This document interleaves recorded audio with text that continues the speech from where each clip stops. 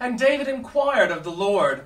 When David made this inquiry, he had just fought the Philistines and gained a signal victory. The Philistines came up in great host, but by the help of God, David has easily put them to flight. Note, however, that when they had a second time, David did not go up to fight them without inquiring of the Lord. Once he had been victorious, and he might have said, as many have in other cases, I shall be victorious again. I may rest quite sure that if I have conquered once, I shall triumph yet again. Wherefore should I tarry to seek at the Lord's hands? Not so David.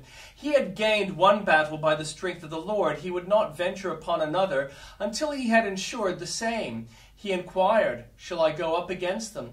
He waited until God's sign was given. Learn from David to take no step without God, Christian. If thou would know the path of duty, take God for the compass. If thou would steer thy ship through the dark billows, put the tiller into the hand of the Almighty. Many a rock might be escaped if we would let our Father take the helm. Many a shoal or quicksand we might well avoid. If we could leave to his sovereign will to choose and to command, the Puritan said, as sure as ever a Christian carves for himself, he'll cut his own fingers. This is a great truth, said another old divine. He that goes before the cloud of God's providence goes on a fool's errand.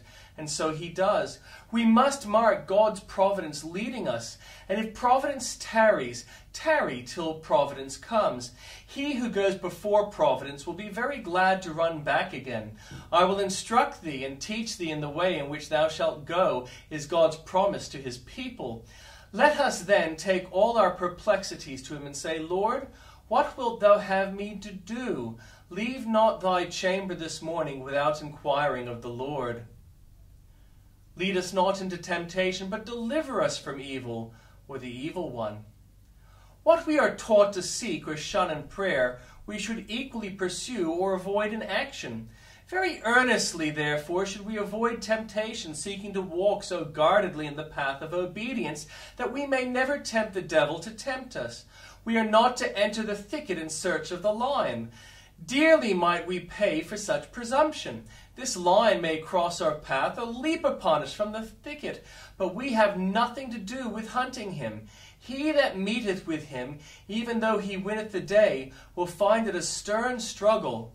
Let the Christian pray that he may be spared the encounter. Our Saviour, who had experience of what temptation meant, thus earnestly admonished his disciples, pray that ye enter not into temptation.